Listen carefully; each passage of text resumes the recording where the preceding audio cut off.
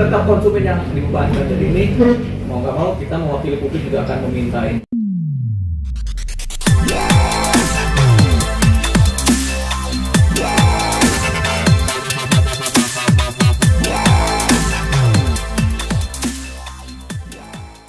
Hanya cuma terima pembayaran sebagai pencipta lagu kecil, cuma 7.000 selama setahun ya, ada yang 200.000.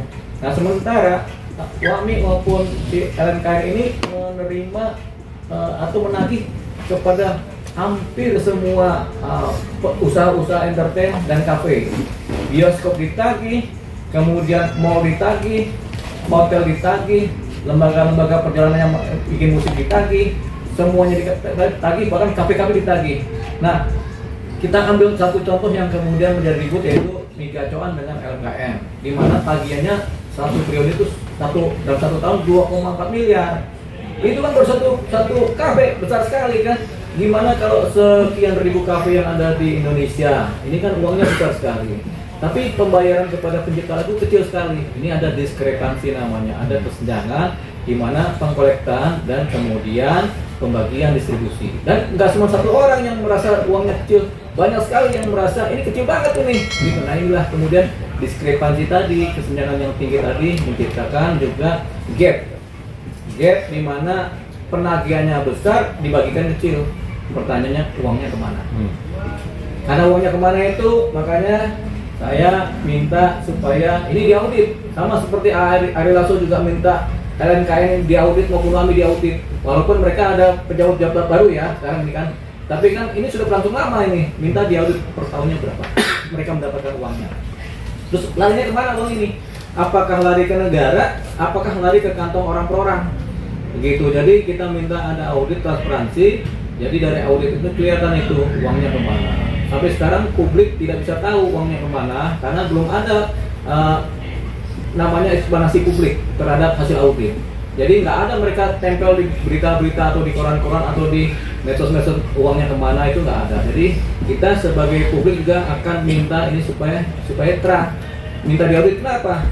Karena apa? Karena ketika kafe atau hotel kemudian diminta bayar royalti, mereka artinya menagihkan kepada konsumen. Gitu. Kafe ketika diminta bayar royalti, mereka tambahkan tuh sebagai persokot tambahan untuk pembiayaan bayaran kos kan begitu kan. Jadi tetap konsumen yang dibebankan. Jadi ini mau nggak mau kita mewakili publik juga akan meminta ini untuk diaudit. Itu tadi. Nah sampai sekarang karena belum ada, apalagi mereka menagihnya kencang sampai mempidanakan perusahaan kan, ini kan kita nggak bisa terima ya. Jadi harapannya kita minta audit gitu. Sementara ketika minta diaudit harus ada hasil auditnya. Per tahunnya bagaimana, biar terang, biar kemudian duduk soalnya menjadi jelas. Sebenarnya ini kalau auditnya benar dan diberikan secara transparan, nggak akan timbul masalah. Pencipta lagu juga nggak akan pernah komplain. Karena ini wilayah dalam kegelapan ya, tidak komplain. Kan begitu. Bang, berkenaan dengan audit tadi bang, banyak musisi memerlukan transparansi LMKN bang, ya. Dan manajemennya banyak diperlukan sama musisi sebagai pencipta lagu. Menurut abang, titik lemahnya di mana bang? Di regulasi, pengawasan, atau praktik juga bang?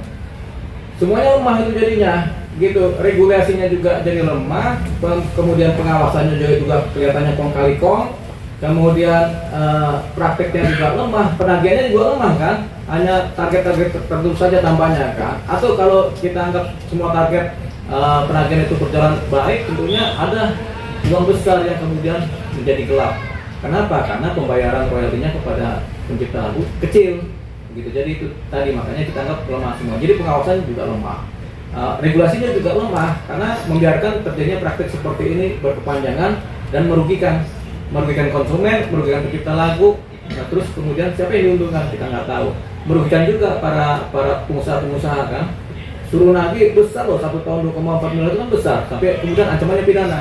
Jadi mereka si LMKN sama WAMI ini semacam centeng tukang tagih. Kalau nggak bayar kami penjarakan kan begitu. Melebihi orang pajak. Begitu, orang pajak masih ada ini, tapi kalau ini sampai ada lapor polisi ya. Jadi ini yang kemudian kita berbalik arah. Dari kita kemudian melihat ini sebagai suatu keteledoran dari pengusaha, menjadi jangan-jangan ini yang bermain adalah LMKN sama WAMI tadi di bawah kendali Departemen hukum dan HAM. Ini yang nanti kita kejar. Ini baru preposisi ya, preposisi yang nanti kita akan kencangkan ini. Karena ini sudah timbul sentilan-sentilan dari musisi dan pencipta lagu. Ari Lasso sudah bunyi, ini sudah bunyi, sini sudah bunyi, mereka nggak dapat apa-apa. Banyak pencipta lagu yang merana kan, lagu ciptanya dipakai tapi mereka nggak dapat. Nah, satu ukuran sederhana, bahwasanya pencipta lagu di Indonesia itu nggak banyak. Paling tinggi ada 1.000 orang pencipta lagu yang terdaftar. Masa 1.000 orang, kalau di 1.000 orang kalau masing-masing cuma 750.000 kan berarti kan pembaginya cuma 750 juta. Kalau 1.000 orang kan, nah ya kan kalau 1 juta berarti cuma 1 miliar yang dibagikan. Sementara nanti 1%-nya 2,4 miliar satu tahun. Berarti kan besar yang ini. Makanya ini kita kejar supaya kalau mereka kaya jangan kaya sendiri gitu. Paling nggak kita lebih kaya juga kan begitu. Kita sih nggak ikut-ikut ya. Tapi pencipta lagu harus kaya, mereka kaya. Tapi kita harus audit ini. Apakah bisa masuk ke KPK? Bisa. Karena mereka lembaga yang di bawah kendali pemerintah. Jadi kita bisa lakukan ini ke KPK kalau memang dalam konteks pertama kita tegur pertama atau kedua nggak ada respon, nggak ada pertanggungjawaban, berarti kita bisa lakukan ke KPK ya. Sebagai suatu temuan.